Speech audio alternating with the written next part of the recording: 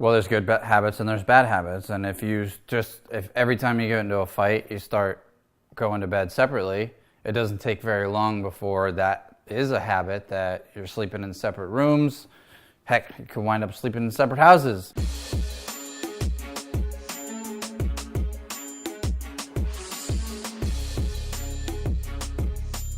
Hello, hello, hello. Welcome to the Ride or Die podcast. What's up, everybody? I'm Brandon. And I'm Sam. This is the show. Today's topic is what? What is today's topic? We're just getting rolling here, can you tell? Today's topic is deposits and withdrawals. But before we get into the meat of what sparked this fire in us to talk about this today, we just wanted to share a little bit about the Middleton madness that's been going on around. I mean, it's been so like... How was your 3-day weekend? It was more like a 5-day weekend for me. Well, like a 4.5-day weekend for me because I had Friday off too. We had friends in town. Oh, that's right. So we had, it was Veterans Day. Shout out to all the vets. Thank you for your service. And we had Monday off from, the kids had Monday off from school, which naturally means I have Monday off from, responsibilities. And work responsibilities. We had you had double responsibilities at home. Thanks. And then we have our whole weekend. And then our friends came into town Thursday evening. And we went to a fundraising event with them. Shout out to Thompson Mug Company. I don't know. I think we've showed the bat mugs before. If not, we're going to show them on another episode. Dugout mugs are so cool. They're awesome. We love, our friends are the co-founders of the company, and they bust their butts to bring baseball fans like the coolest baseball drink gear. So they have a bat mug. They literally carve out the bat, and you can drink anything in it, really. But, their big thing is beer, right? You go to a game, and you have your beers. So you can drink beer. Now they have the ladies edition. They have the little wine glasses. They have a shot glass version of it that they carved out the other side of the bat, where you hold the handle. And then now, which is one of my favorite products of theirs, they have, this is the bat mug with the mastermind we're in, Board of Advisors. Shout out morning. Shout out to BA and our BA fam. This week sponsored by Dugout Mugs and Board of Advisors. It's not sponsored by them. We're giving them free shout outs just because we love them. These mugs are so cool. Look, they carve them out. And so if you have baseball fans in your life. Baseballs. They got some, we were talking about some cool little promos they have coming up for the holidays. So check them out and buy them for the baseball fans in your life. Great Christmas Oh, gift. and I didn't even say, my favorite little product of theirs, and we're totally ranting on about it and not talking about our weekend. That's what happens when you make a mug out of a bat. You just can't stop cool. talking about it. I mean, I was drinking out of this all Thursday evening. I mean, probably to the point that I forgot how many drinks I had. I was definitely having a good old time. And now they have this cool bottle opener, and it's made out of half of a baseball, like a real baseball. It's so cool. Anyway, check them out. They're awesome. And they're amazing people, and they have an amazing culture in their workplace. They're just a really good, it's like the all-American boy next door type of company. I just love those guys. So that was like a veterans actual fundraiser. It was, yep. And then, so they stayed through for an extra night because our friends this is our couple friends that love doing sleepovers with us. So they stayed over that night, and the next day we all just kind of did our own thing, which was fun. But I went out with Alexis, and we took the kids down to some seafood festival and took a little road trip with the kids, it was a good time. It was a good time. So we had a lot of fun. No madness? Well, I mean, the madness is always that when you have a lot of things going on, that's a little crazy, right? You just one thing after the next. So by Saturday, I told Brandon no. He was trying to squeeze extra things onto the weekend, Try to squeeze in guys' poker night, just didn't happen. Well, and you said it wasn't guys' poker night, like the whole family could go. And I was like, I really was just looking forward to a night at home with the family. And this is the way we put it, because I don't like to argue with Brandon over these things. I want Brandon to want to be here with me. So if it comes to a point where if I pushed it too much, I would have gone. I would have been irritated. Because you'd have been like, why are you going to be here anyway if you don't want to be here? Which wasn't the case. Right. I guess here's a great story going into our podcast episode for the week, right? Because I he had mentioned it like several freaking times, and I was like, I told you not to add anything else to the calendar, right? I just was gonna say no through the end of the year. And if you want me to add things on the calendar, you gotta give me a couple weeks notice. Like, this wasn't actually like guys' poker night. I was told that the wives were invited, and I would have liked to be there. But it started as guys' poker night, and then it was like, yeah, bring the wives. So and then the guys were playing poker, the girls were not playing poker. The whole family can come, and I'm like, there's nothing fun about like me babysitting the kids at somebody else's house. Like, that's just not fun to me. It's not why I became a parent, and it's not what I enjoy to do with my husband on a Saturday night. So I shared these things with him, and I just laid it out and was like, after the 5th time or 6th time or 105th time, I might have only made pretend it was 5 time of him asking about this. I just said, look, I want you here because you want to be here, and this is what I would like to do, and I've expressed this for my Saturday night. If you're going to be here and not be here, you're not going to be present, then go, because I don't want you around, right? And that's the blunt, quick and dirty version, but that really is the way that it goes. You also said when I first brought it up, you're like, I might just want some time alone after the kids go to bed. So if it may be last minute and you can go. So I was basically like, we had birthday parties and stuff earlier in the day, and I was like, all right, it's about 6:45, 7 o'clock, and I'm like, she's not mentioning it. So I did a quick little soft like, you want me to go? Are you cool if I go or no? And she just wanted to cuddle on the couch and have some husband and wife time. I didn't answer and was just like, I already told him how I felt about it. But the night went great. We had a great night. We did. It was so good. We had snuggles, and Peyton was kind of like doing her own thing, and Max was snuggling with us, and we had a little funny incident with him that we won't share. And then we just chilled after the kids went to bed. Did we do anything crazy? Or did we just go to bed? I don't remember. I think we did something crazy. No, I think we did something crazy. So it ended up being a very good night. And that really leads into like deposits and withdrawals and the type of effort you put into your relationship and the outcome you expect to have on things, and what you actually get out is what you put in. And isn't it just such a simple, amazing, like little...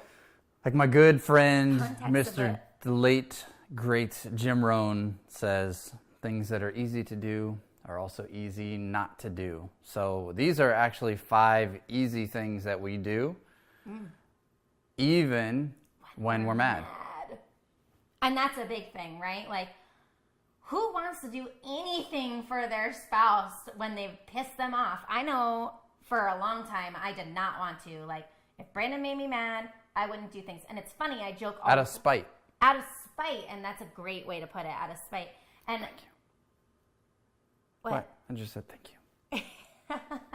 And it's so funny because back in the day, like I tell this as a joke now, but like back in the day when Brandon used to make me angry, there were still things, and this is one of the things, right? This is one of the things is still doing things, still making deposits, and we'll get into it a little bit deeper later, but I would still cook dinner for Brandon even when I was mad at him, but I would like... And I would still wash the dishes. I would be bad. Like back in the day, he was a little sensitive to milk. Like we would just call it a little lactose intolerant, and I would just look in the fridge and be like, I'm making milk with this dinner. But here's the thing, and before you guys go like, oh man, because I mean, he would get sick. And he would still eat the dinner, but I didn't keep it a secret. Like, I would tell him, I'd be like, and I put milk in dinner, right? And it was like, that was my spiteful moment. And over time, I don't do those things anymore, right? But... And I'm not lactose intolerant anymore. Well, yeah, no, he's not lactose. I don't know how that happened. But magically, he can eat milk now. But those things that you do when you're so mad that you do on purpose to have like a negative effect on the relationship, what's the point, right? So we wanted to talk about these 5 things that we make sure we do, because let's face it, our relationship is not perfect. I just posted this morning. We make it look easy. We're smiling. You see us on Facebook, whatever. We still go through our own storms here. They're not bad like they were in like year 3 of our relationship, but that's because we continue to do these habits and we continue to do these things to purposefully not get in those situations, to not let it get that bad. To get in them less often each and every year that pass, it's less and less, and also less intense. Yeah. Right? Like you would do things, or I would do things that would maybe be spiteful in the past, But now, it's not. Like, we have little, like, quips or blow-ups, and it's like, quick, done. Move on. On to the next. So on to the next, like, good thing, let's say.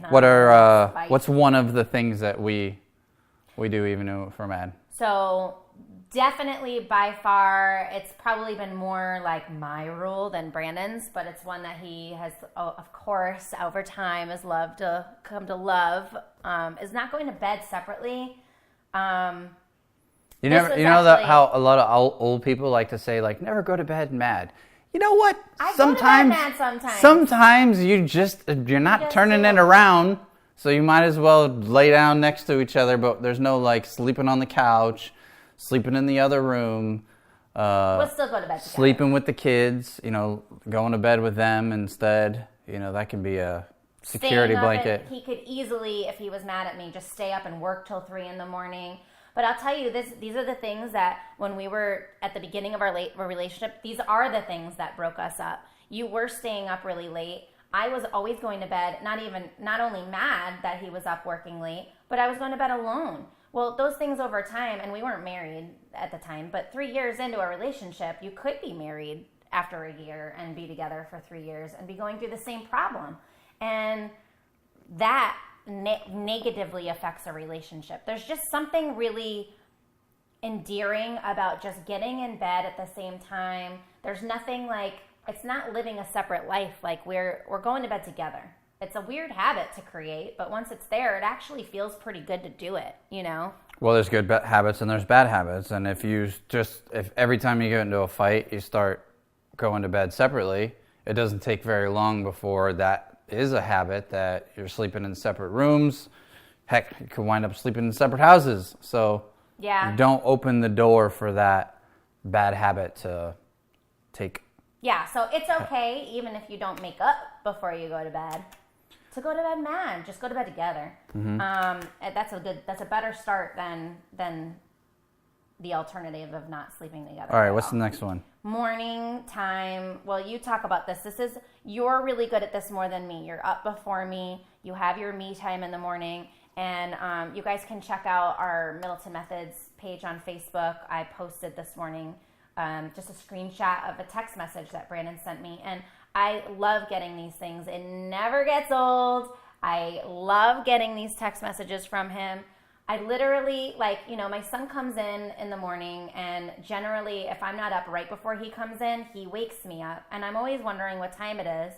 But if I know Brandon's not in bed, that I know that it's probably time to get up, right? So the first thing I do is roll over and grab my phone. What a habit that we all do, right? Roll over and grab the phone. Roll over and grab the phone. What time is it? Let me check Facebook. Whatever it is that you first do in the morning, guaranteed one of the first things you do is look at your phone. Well, or turn off your alarm on your phone. Right. Turn off your alarm on your phone.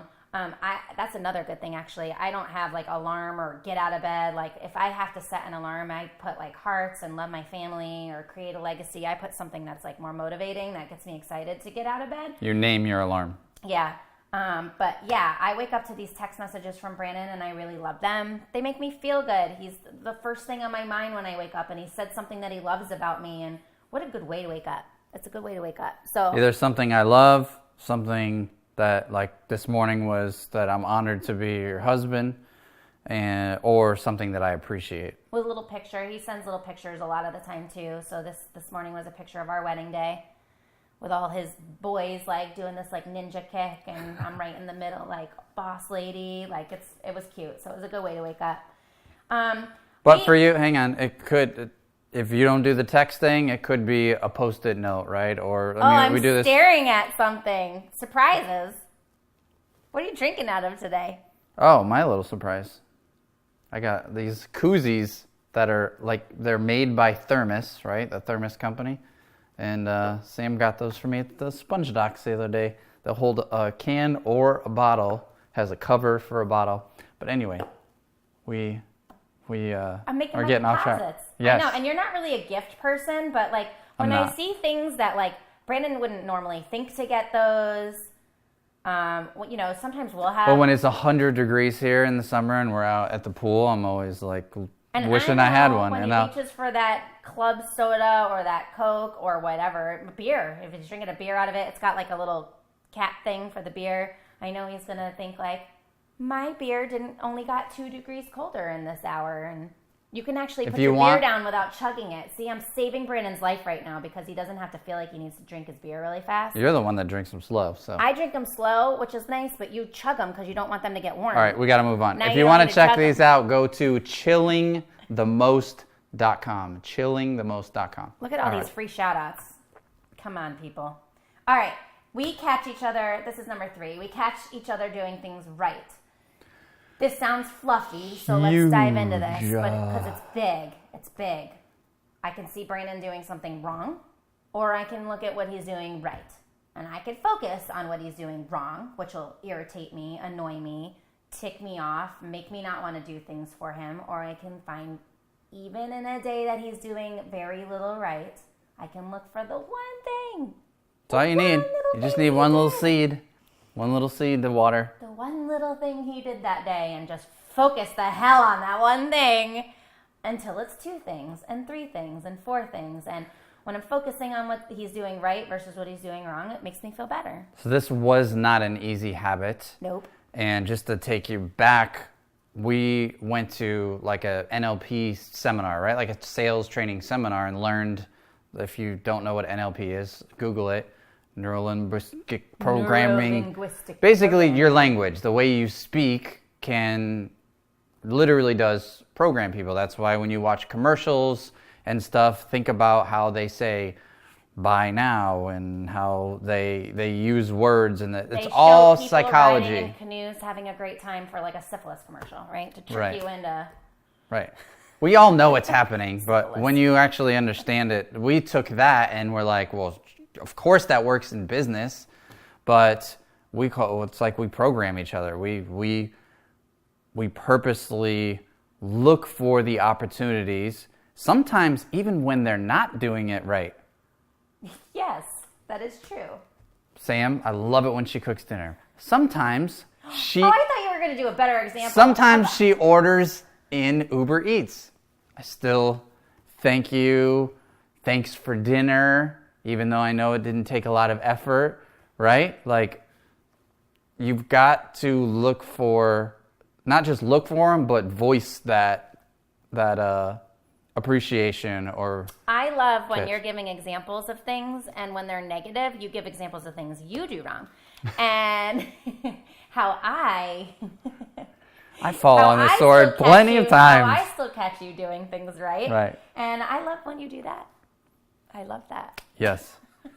So easy when you share a life with somebody and you share space with somebody, and it's like, you know, did you take out the trash? Did you put the dishes away? Did you do this? Did you do that? There's so many things. Babe, did you pay that bill? Take it out. Instead, I'll be like, hey, babe, you know, I really like it when the kitchen doesn't smell in the morning. So can you make sure to do that before bed, please? And he's a lot more willing to be like, oh, yeah. Oh, yeah. Permission to correct each other. This is an interesting one.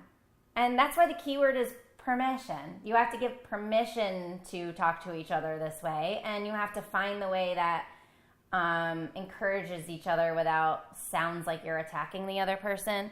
So this one takes a lot of practice, a lot of muscle flexing, and a lot of practice for sure. But here's where it comes from. It's delicate. This is a delicate one. I think the foundation of that is that we're both focused on... We're never content. I know that you want to grow and you want to be better, you know, in every way. And I want to grow. I never want to stay the same. So because we both kind of value like growing and stretching and getting stronger, whether that's physically, emotionally, financially, spiritually, like we want to grow. That's the whole purpose of life, really. We grow so that we can give more. Well, I know that she's not a sensitive flower that just wants to like stay the same, and I've got to like, you know, be delicate about everything. I know that I have her permission. And did we actually put this down? Because sometimes I don't have your permission at the wrong time.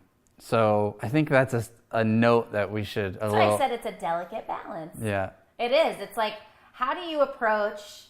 Timing is everything. How do I approach Brandon to tell him that if he leaves the dishes one more time, I'm going to freak out? right? I've kind of reached my capacity for it, and it is his chore, and I don't want to do it for him anymore. And I know he's busy. Which all week you have actually done the dishes for me and cooked, and I Thanks for recognizing. appreciate you for doing that. Thanks for recognizing. But I will say, this is where I catch him doing something right? I'm looking at the sink going, oh, I don't like a dirty kitchen, so I'm just going to do the dishes again. But Brandon doesn't just see me doing the dishes and walk away and go sit down on the couch, right? He will not only thank me, and he usually waits till I'm done to thank me, probably so I finish it out. Because if he walks up halfway through, I know what you do. If he does it halfway through, I'm going to go, here, you want to take over? And I know he knows that, so he waits till I'm done. He waits till we sit down. Well, this week I've been giving the kids baths. Right, that's what I was going to say. You don't have to tell me. I already was about to say that. This week he's been doing anything else. He's either getting something ready for the next morning, that normally I would need to do, or the biggest thing is I loathe giving the kids baths. I can't stand it. And he just has been jumping in and doing it, which is big. Mainly because the tub breaks our back. We got to get It's uncomfortable, yeah. I mean, the kids, most of the time the kids aren't got to get a wand or something. We're going to get a wand to make it easier. And it's more like the time, at the end of the day, I just want to sit in the bathroom for 20 minutes while they play and have a great time. And even though their giggles are so adorable, it's just not something I want to do. I would rather do the dishes for you. So there you go. At least right now. And then we'll get sick of that and then we'll trade. Yeah. No, we're not going to trade. You can just do the dishes and we'll take turns with the baths. Okay. All right. Finally, we brushed on this earlier, but let's just hit on it again. Don't quit giving deposits. Unless you want to quit taking withdrawals. Oh, yeah. That's a great little caveat. Right? Unless you don't want your withdrawals anymore. Yeah, and this comes up because I feel like I see this a lot in relationships where one person is saying but I want, but I want, gimme. But then when you really take a step back and look at the situation, it's well, to me, it kind of looks like you've been taking.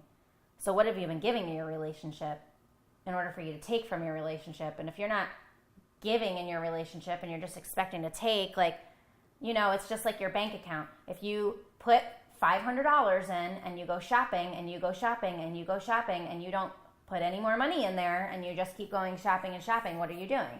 You're depleting your bank account, right? Your $500 deposit is going down to $400, $250, whatever, right?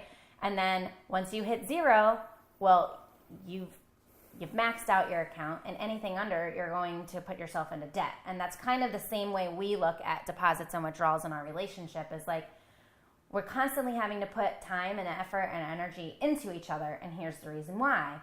I can fill Brandon's love bucket today. I could cook him dinner and do the dishes for him, but today's a new day. And if I start taking love from him or wanting his time for something that maybe he wasn't expecting to give time to, I'm now taking that deposit out. And if I don't put another withdrawal in, then I'm just going to deposit in. Then I can't keep taking those withdrawals. I'm depleting his love bank, right? So it's a weird concept, but when you put it that way, and I feel like it's easier to understand the concept. So just because I make a deposit of doing the dishes, I can't take a withdrawal in the bedroom in the same night. Well, to me, that's like making a $20 deposit and asking for $1,000 withdrawal. This is where, permission to correct each other, or being able to communicate with your spouse is important, because he thinks doing the dishes means sex. I think doing the dishes. No. That was not a real example. Oh, okay. Because I was going to say I'd be in there every night, a role and responsibility. That's your role and responsibility. Just like you kind of expect me to cook, I kind of expect you to do the dishes afterwards, right? And yeah, what were we talking about? No, it does not mean you just get sex. You got to put my love bucket. You got to fill my love bucket to take those withdrawals. And what is it that your spouse likes? Do they like to be told how pretty they look today, or do you got to think about it. Go back to the if you want Buckets podcast or the Love Languages podcast. The Love Languages podcast is a good one when we talk about what does your spouse need and desire, and when you're giving those types of deposits. Don't do a deposit and just be oh, I did the dishes for Sam. That's actually not my love language, right? Doing the dishes for me is not making me love you anymore. It's just doing what I feel like you're responsible for. So figuring out what is it that I actually need, and then he makes those deposits. He can take any sex withdrawals that he needs to when he's filling the love bucket. And that's a true story. Did you already say don't quit? No, that's kind of like your thing. Yeah. Tired of starting over? Stop quitting. That's I love, there's all these gym analogies, working out or losing weight. We all know what we're supposed to do. This is the same type of habits, I think it was one of those Beachbody chicks, the 21-day whatever, that fix. She was like, are you tired of starting over? Stop quitting. And that's really, we're not perfect every single day. We don't make deposits or the same amount of deposits every single day. No, but if you just zoom out for a second and you look at the month. We do make deposits every single day. Right. Sometimes they're little deposits. Yeah. And some days are amazing, on both sides. But the point is, you are consistently making those deposits, and when you stop doing something that was a deposit, then you're kind of starting a bad habit again, or you just don't. And these are the things that lead to divorce. Don't Let's just be quit. real. That's what really. I know really we're having fun here, but this is These are really the serious things that stuff. when you're not doing these things, these are the things that are going to lead to divorce, because you're not making the deposits, you're not putting in the love. What do you expect to get back out of it? So why don't you share a little bit why we started talking about this quickly? I know we have a time crunch here, but I wish so many times, we are committed to this mission of helping, lower the divorce rate for entrepreneurs. Okay? Wow, we got that line down. It is a commitment. This gives us a heavy heart. And I wish there was just one single problem, or it's so simple. We keep hearing about this problem and it's just, 5 love languages the answer. No, it's not. If I had to condense it down to something, what I'm hearing more than anything is there's not these consistent little things and that commitment to never stopping. You have a commitment to go to work and get money and work a job. Even when you don't feel like doing it, you still show up to make your deposit at your job for your employer or in your business because you got to eat. Well, your heart has to eat. Your family unit has to eat. These are the deposits that pay for that, not just the finances. And I get so mad about it too. I just heard another friend, a couple of ours, is getting divorced. They just separated. And it makes me really ticked off, because I think, one, I just wish that we were, even together more, to maybe have an opportunity to hang out more, and maybe not that I save marriages, but I'm very much an advocate of love, and I'm very much an advocate of marriage, and I've not been afraid to correct my friends, my girlfriends, if they want to say things that I just know aren't working in their relationship. They have formed bad habits that don't work. That doesn't work in a marriage, and I know that from all my experience with Brandon, that the more you repeat bad behaviors, you get bad results. And I'm such a firm believer that anyone can turn a marriage around. You may have your deal breakers going into that marriage. Brandon and I have a deal breaker in ours. We just don't tread anywhere near it, right? But when I see people quitting like that, I just think where did it go that you just decided to stop putting any effort into each other? And at the end of the day, everybody wants to be loved. I don't know anybody that, even somebody that acts like they want to be single all these years and enjoy the single life, they do get to a point where it gets tiring. I've never talked to somebody that eventually doesn't want to settle down and find the right spouse or the right mate, right? And it becomes more and more challenging the older we get if we're not creating these good habits now. That's why we create the good habits now, so it's easier as we go older in life. And I could easily have quit this relationship with Brandon. I mean, we were together for 9 years before we got married. Do you think in 9 years we couldn't have just gone, okay, a million times? And even since being married, there's opportunities that we could have just quit. We've, what is that, another 8 years of being married that we could have just said, he's changed, or every year we're changing, every year we're growing, every year we're going to do things that annoy each other, every year we're going to do things that we love. That's why we focus on the good, right? Because constantly focusing on that bad stuff just leads you in a bad direction. Duh. So all of my rant is just to put in, because I really do get passionate about this point. I really, really, really, my heart breaks when I hear people just give up on their marriages and they try to tell me I don't understand, and I say, no, you don't understand because you didn't put in the effort. You're the one that quit, right? Or they didn't have the tools. They didn't have that perspective, and that's why we're sharing the show. It's not that. I mean, no, that's my opinion of it, Okay. and I can still be friends with them. I'll support them in the things that they do, and they appear to be brighter and happier. But eventually, they're going to find another person, and eventually, they're going to start a relationship with them, And you got to figure this stuff out. You still got to figure this stuff out, right? Yep. So, I mean, you may just decide like, oh, I can't stand that person and I don't want to do life with them. But I think that's a really sad thing. At some point, you love them, I could fall out of love with you tomorrow if I really wanted to. Like, I could just start looking for all the things wrong with Brandon, and that would be a shame because there's so many people in our world that find so many things right with him. Boy, I'd be missing out on a really good thing, right? Like, I just can't even put myself down that path of thinking like negatively about you without having to like quickly retract it and say something good. So, I mean, it's just habits we're creating, right?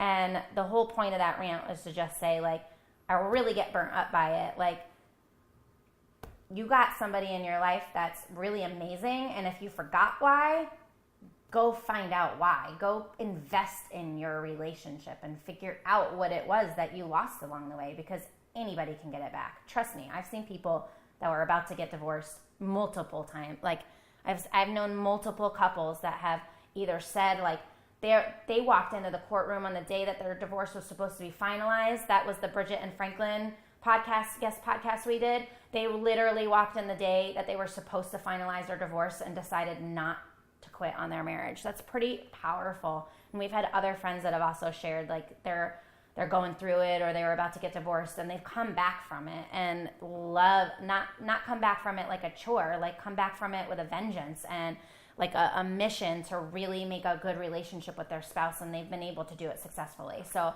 I've just seen the results on the other side of divorce is the people not quitting and putting in that work and coming back from it, and it's a really special, beautiful thing when they come out on top. So that's why I push it so hard, because I just love seeing it. And I'm one of those people with you, right? Mm-hmm. Like, we could have given up, and we don't. And every time we go through any hurdle or challenge or obstacle together, like, I feel so much more bonded and connected with Brandon. It's ridiculous. I can't imagine how we're going to feel when we're 80 years old, still together after all those years of fight and hustle and grind and happy moments and amazing times together. And I hope I'm not a crotchety old man.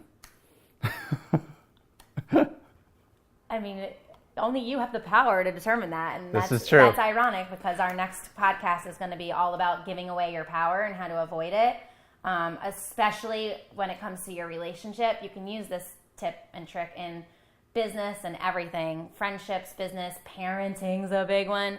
But we're going to talk about it between me and Brandon and how we don't give any power to each other.